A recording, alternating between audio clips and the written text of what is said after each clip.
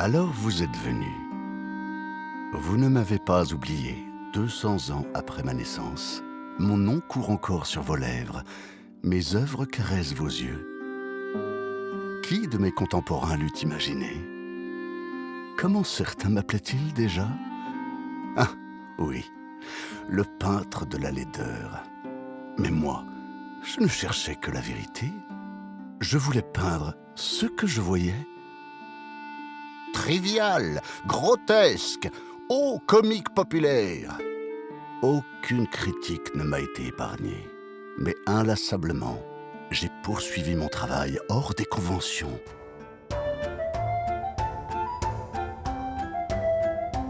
Je voulais être à même de traduire les mœurs, les idées, l'aspect de mon époque, selon mon appréciation. Faire de l'art vivant, tel était mon but.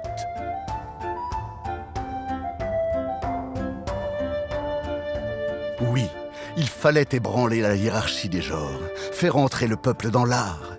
Pourquoi des paysans et des ouvriers ne pourraient-ils s'élever au rang des sujets nobles? Et pour cela, j'ai dû explorer de nouveaux territoires, poser mes pinceaux là où personne ne les avait posés avant moi. Il m'a fallu encanailler l'art.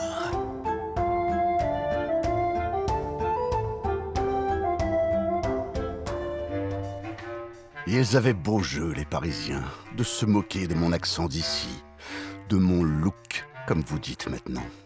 Mais moi, je pouvais boire à la fraîcheur des sources.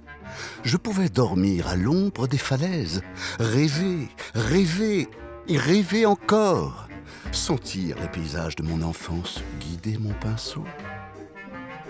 Pour peindre un pays, il faut le connaître. Moi, je connais mon pays, je le peins. C'est sous bois, c'est chez moi. Cette rivière, c'est la Loue.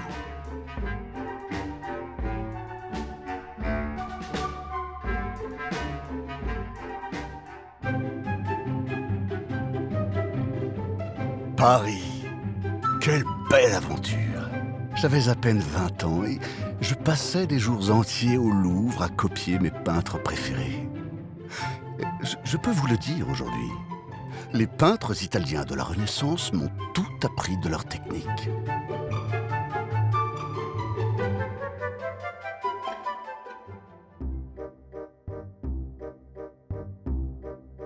Regardez, ici, ce sont les baigneuses. Elles ont fait un véritable scandale en 1853, tant elles étaient loin de l'idéal classique. Trop grasses, mais si vrai. Ils se sont déchaînés parce que ce tableau défiait les conventions académiques. Mais c'était une stratégie délibérée. Provocation et scandale, quel fantastique outil de promotion! Et cela a marché. Avec ce tableau, j'ai trouvé mon plus important mécène, ce bon Alfred Bruyas, que voici d'ailleurs.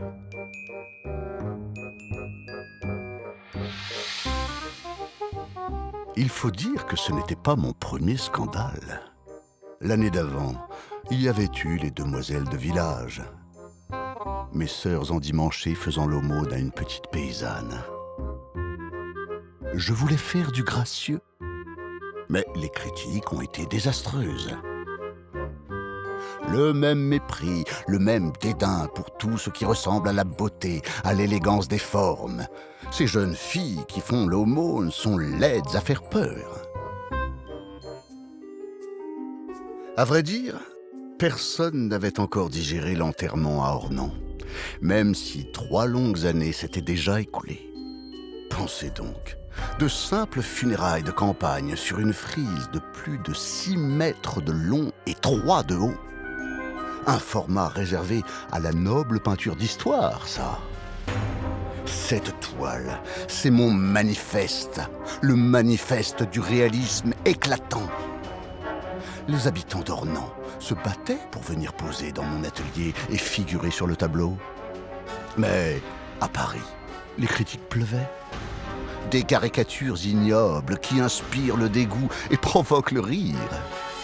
Quand on est ainsi fait, on devrait au moins avoir le droit de ne pas se faire peindre.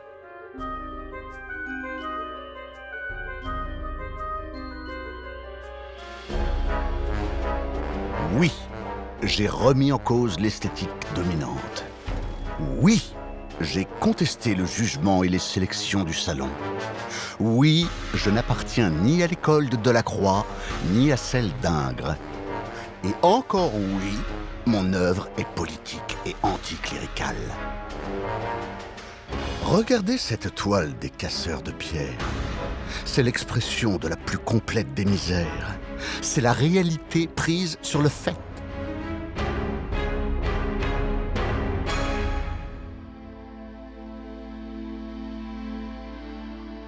On me dit fort en gueule, déterminé.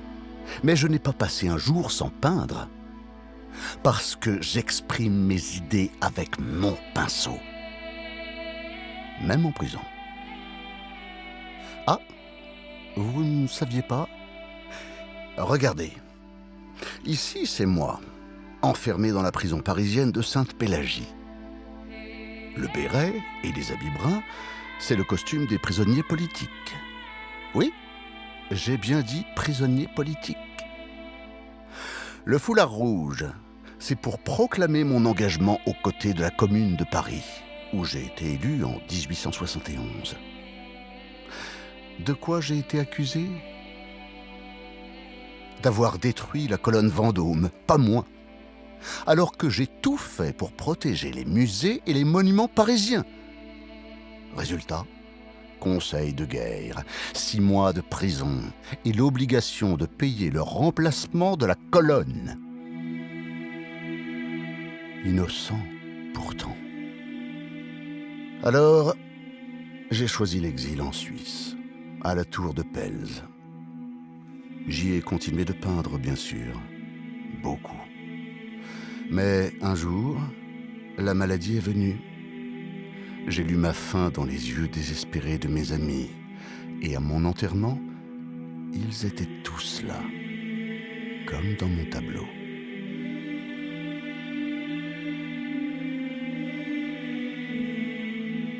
Oui, mes amis, mes sœurs, ceux que j'ai aimés, ceux que j'ai peints, ceux qui m'ont aidé, des chasseurs, des villageois, tous étaient là pour un dernier hommage.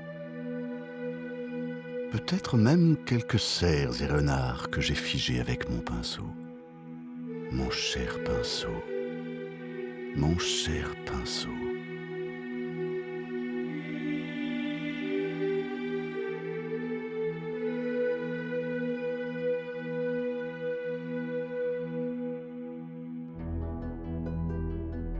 Oh, vous êtes encore là. Attendez, ne partez pas. Regardez ma toile préférée. L'atelier du peintre, un tableau monumental. C'est le monde qui vient se faire peindre chez moi.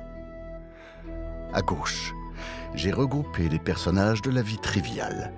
Curé, braconnier, ouvrier, exploiteur, exploité.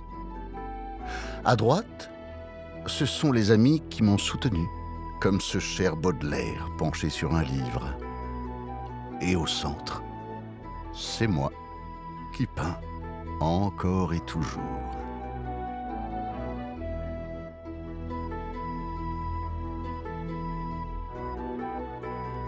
Ah, ma chère jeunesse est bien loin. Regardez ces autoportraits. Vous me reconnaissez? Mon Dieu, comme j'ai aimé vivre.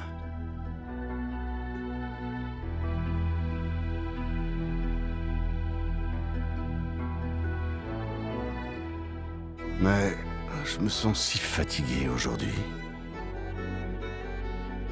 Merci de m'avoir accompagné dans cette plongée au cœur de mes souvenirs. Merci de m'avoir écouté, de ne pas m'avoir oublié.